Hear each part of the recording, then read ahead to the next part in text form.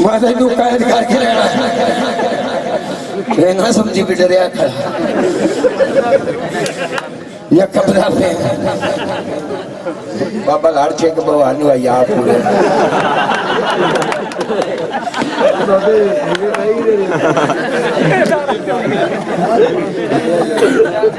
मैं क्या जी अस्सलाम वालेकुम जी मैं क्या वालेकुम अस्सलाम काम बन गया सलूक खड़ी था है मैं क्या जी हाँ जी वो है 100 साल तू टप गई हुण बन गई साडे वांगू इंसान हो हुण मैं तेरे नाल करनी है शादी भी वो शादी की होती है जी ने इतनी बड़ी हुई बनती है शादी का यानी शोर कमड़ी जही आ शादी का तेन पता कोई पक्की गल नहीं अगे तो देंदे आए 1000 रुपया मौलवी ने हुण इकट्ठा 5000 होया वो पढ़ेंदा ही निकाह भी वो निकाह की होंदा तू बैर फड़ते पे ओ निकाह होंदा भी तू बन गई इंसान ते इंसान बनया होया ना तेरे नाल करसा मैं शादी ते शादी तू ओ मौलवी तेनू आखसी जरूर बन कबूल है तू आके कबूल है ओ मोड़ विचू जमसी आपे 10 सालो आपा आगा वध पूछा है ਹੁਣ ਮੂੰਹ ਤੋਂ ਰੱਖ ਮੂੰਹ ਇੱਧੇ ਰੱਖ ਕੈਮਰੇ ਵਾਲੇ ਦੀ ਮਿਹਰਬਾਨੀ ਜਿਹੜਾ ਆਪਣਾ ਛਾਟ ਲੈਂਦਾ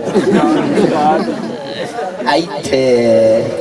ਲਓ ਜੀ ਇਲਾਕਾ ਸਰਦਾਰ ਮਿਹਰਬਾਨ ਅਖਾੜਾ ਪਾਰਟੀ ਜ਼ੋਰ ਬੰਦ ਔਰ ਉਹਦੀ ਹੀਰਵਾਨ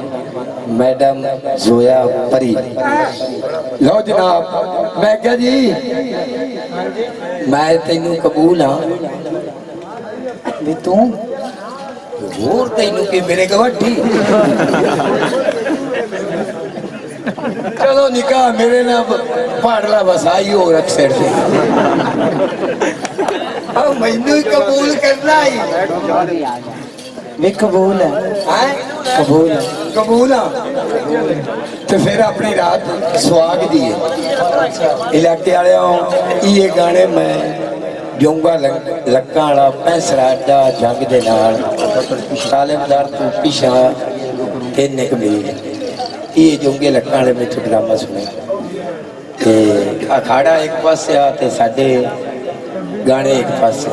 इलाके वाले थोड़े बने दा भी मेरे बने करोड़ होगा विच मैदान दे आके साडी हौसला अफजाई की करोगे चलो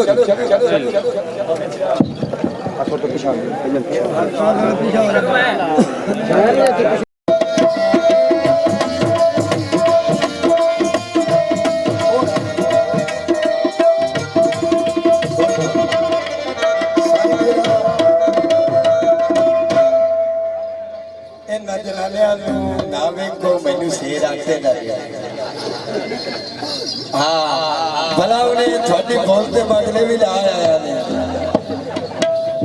ते गड्डी भी किराए दी साउंड भी किराए दा मेरे सने दी आ बंदे भी किराए ते शेम भाई ने यादियां मेरे मुर्शिद बैठे सलामी कार का बाले पर माल शेम भाई ने अल्लाह अरशा दे राज लाओ तेरा वकील तू मालिक बड़ी खुशी दे मेरी दिली दुआ हाँ जी